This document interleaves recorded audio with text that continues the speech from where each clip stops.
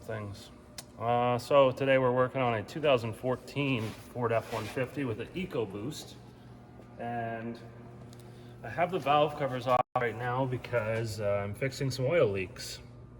And this one was leaking both sides from the valve covers themselves, or just around from the seal on the valve cover. But also the main leak was from the vacuum pump, which is located on the passenger side head at the back of the head, and it's driven off of the camshaft. So there's a O-ring, I'll show you. It's actually a gasket, but this is the vacuum pump here, and you can see this gasket here. It's raised up a little bit from the surface, which is normal, but as it comes around, it's all flattened down and it's lost its seal. So, yeah, it's leaking oil real bad. So we got to clean that up and put a new gasket in it. I think the reason that it's failed was probably from heat, if I had to guess.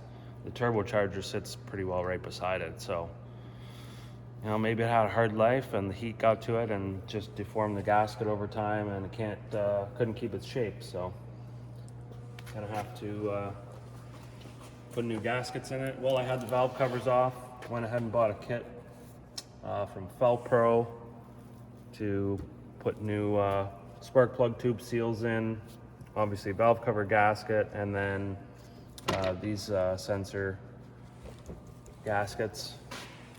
Cam sensors? Yeah. So there's old gaskets. Oh, it does come with a high pressure fuel pump gasket as well.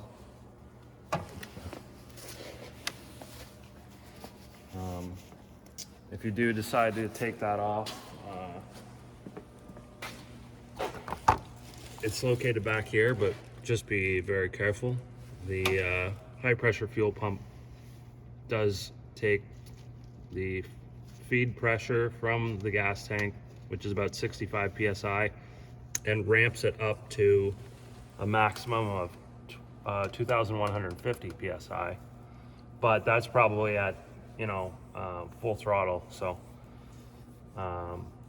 when I cracked the nut loose from the line that comes out of the high pressure pump, there wasn't really any pressure there. So always have to be careful though, because you could get injured or get fuel in the eyes if you don't have safety glasses on, stuff like that. It looks nice and open now, but there was a lot of intercooler piping and charge pipes that come from the turbo to the intercooler. So most of those all those are taken out right now. I did find, in order to get the bolts off for the vacuum pump on the back, I did take the fender liner out and go in actually through the wheel well on the passenger side. There's 3 bolts that hold it in.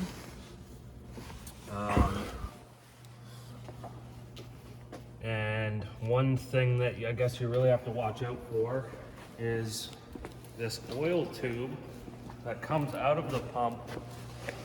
I seen there was notes in the repair manual to watch that this doesn't get yanked out. There's a seal, I guess, on the inside. I'm not too sure, but I guess if it comes out, it may ruin the seal. It said if it comes out, then you have to replace the vacuum pump. So just watch that doesn't happen. And also I noticed there's a screen on the end of that tube, and it had a bunch of stuff in it, a bunch of debris. So that's gonna get cleaned out as well. Bunch of debris. Yeah, debris is in there. So here's some of the piping and stuff. Yep. And some vacuum lines, I guess. And emissions stuff. And that's it? Yeah, I think that's pretty well. Oh, I guess I'll show you this one last thing. Had a bit of a time with this, but it's a fuel line, the supply line lock. This plastic clip here.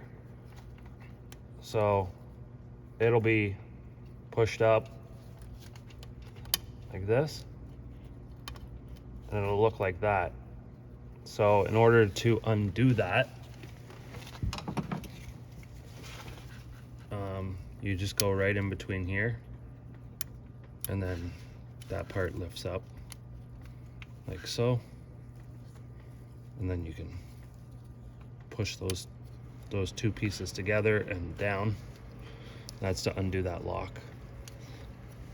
Got to be careful not to break that, otherwise your fuel line will blow off and maybe having a bad day. So Fire. yeah, thanks for watching. Like, comment, and subscribe.